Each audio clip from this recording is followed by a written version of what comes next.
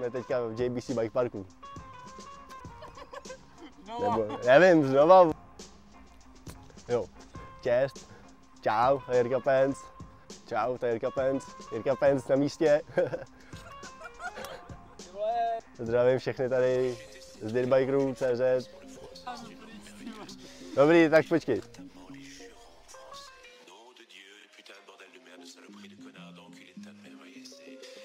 Teď už se tak houpu v sociální sítě, dá se říct. Jsem od pondělí na pracáku do pátku student, makám zároveň, tak trošku píča bokem, takže všechno v jednom.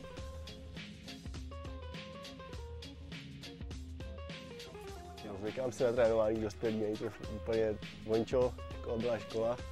Co se týče toho volného času, no, po práci ty většinou zalezíš do fitka v zimě, nebo jdeš na kolo, co stihneš, jak je světlo. Ty vole, mrda. Překvapený není žádný sníh, ty vole, takže se dá se lítat furt, no. Je to takový, že se soustředím, když na to kolo může se jezdit, tak už to nevyužít. Tady asi jen tak říká, si myslím, ty vole, pať jsem čistý jak celou boží, ty vole, od Silvestra jsem si k tomu nečuch. Už na minulý víkend teda, no. To nevím,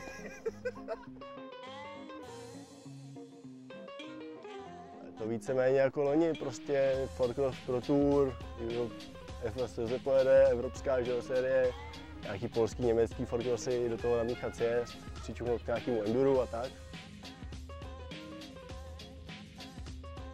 Jablonci, JBC Bike Park, postavili jsme tady ty vole, díky Natlovi super dráhu, mám to skoro za barákem, může si tady průbnout sjezd, Forkrossku, když se napíchají branky s nějakýma paleťákama, dualka, takže na celý den zábavy kopec.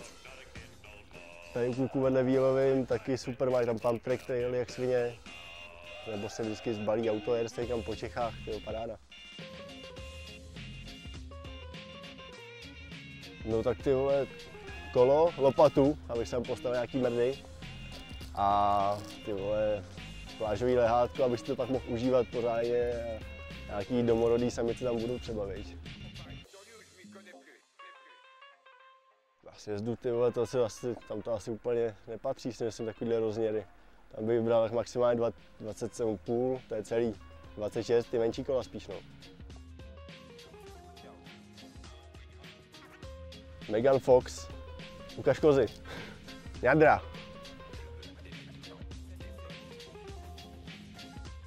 No ty vole, klasika začíná, máš prostě, skončí sezóna, začneš, dáš nějakou lehce voraz, pak jsme vlítli s molkáčem do posilovny, bušili jsme prostě, co to šlo, pak to začneš míchat, trošku to zpestřovat, tak to není furt to samý, jo.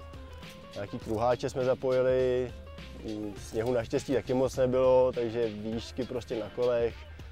Když se to nedalo u nás, jezdilo se, kde bylo sucho, takže kolem Prahy, tam to bylo na jaře, jak na jaře celou dobu, takže lítáš. Taková pořádná, ty vole, zima jak má být pro nás kluky, bikerský. Čau, to je Jirka Penc, nacházíme se v JBC Bike Parku, zdravím do redakce dirtbiker.cz.